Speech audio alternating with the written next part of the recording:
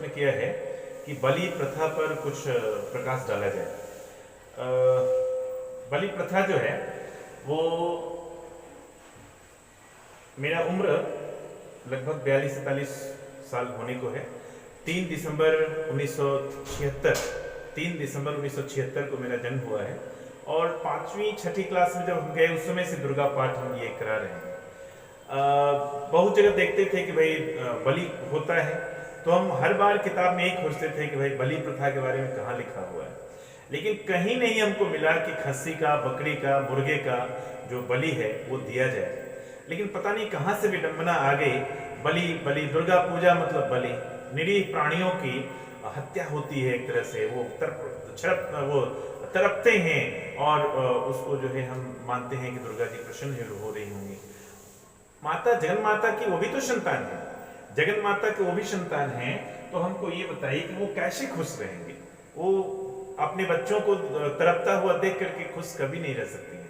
इसलिए भाई बहनों, मेरा मानना है कि बलि प्रथा जो है उसका हम लोग गलत मीनिंग निकाल लिए हैं।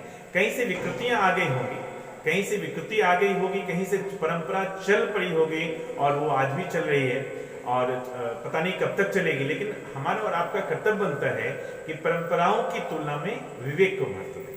क्या?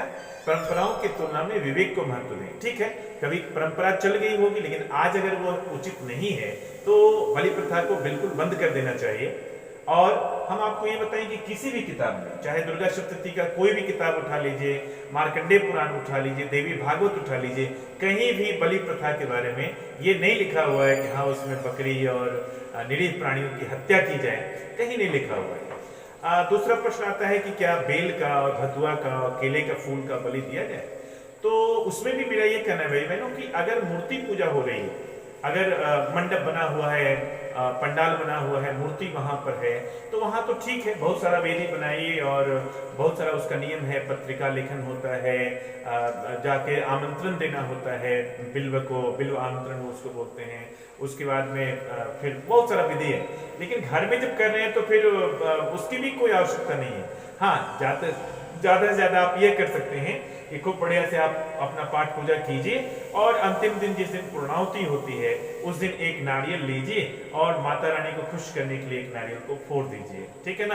तो मेरा यही मानना है कि बलि प्रथा जो है वो कुप्रथा है, उसको जितना जल्द हो सके समाप्त करना चाहिए।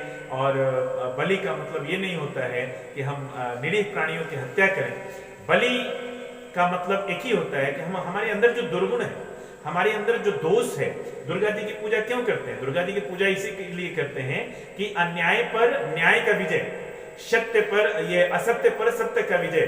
बहुत सारे आसुरी शक्तियों का जब ये हो गया था, अंबार लग गया था, तब जो जितनी भी दैवी शक्तियां हैं सब ने मिल करके दुर्गा शक्ति कहते हैं, मतलब दुर्गा शक्ति मतलब संघ शक्ति, मतलब सदाचार जो है, अनाचार बढ़ता है कब? सदाचार चुप रहता है तब। अनाचार बढ़ता है कब? सदाचार चुप रहता है तब। तो सदाचार को चुप नहीं रहना चाहिए, तो वहां तो हम चुप रहते हैं, जहां अन्याय हो रहा है वहां हम देखते रह जाते हैं। भाई बहनों, अगर वाकई बलि देना है तो प्रत्येक नवरात्रि में, साल में कम से कम 2 नवरात्रि तो मनाते ही हैं, होता तो 4 है लेकिन कम से कम 2 नवरात्रि मनाते ही हैं। हमारा जीवन कितना 50 साल 100 साल ज्यादा से ज्यादा दिएंगे, तो 100 साल में भी अगर मान लीजिए कि 20 साल के बाद तो 80 साल में 2 बुराई करके निकलेगा तो हमारे अंदर से लगभग 160 बुराई निकल जाएगी। तो भाई बहनों, अगर बलि देना ही है तो अपने अंदर की बुराइयों का, अपने कषाय कलमश का जो है बलि देना चाहिए माँ के चरणों में कि हे माँ, हम अपना जो दुर्गुण है, हमारे अंदर जो बुराई है, उसको हम आपके चरणों में समर्पित करते हैं। ये फिर हम अब कभी नहीं अपनाएंगे। तो बलि प्रथा का मेन मतलब यही होता है, बुराइयों का त्याग। ये और जो कुप्रथा चल पड़ी है उसको जितना जल्दी से जल्दी बंद कर सके हम लोग, उसी में भलाई है हम लोगों का। इसी के साथ बलि प्रथा पर आपने जो प्रश्न पूछा था, बहुत बहुत धन्यवाद। ढेर सारी शुभकामनाएं, मंगल कामनाएं। माता जगदम्बा आप सबका कल्याण करते रहें। बहुत बहुत धन्यवाद।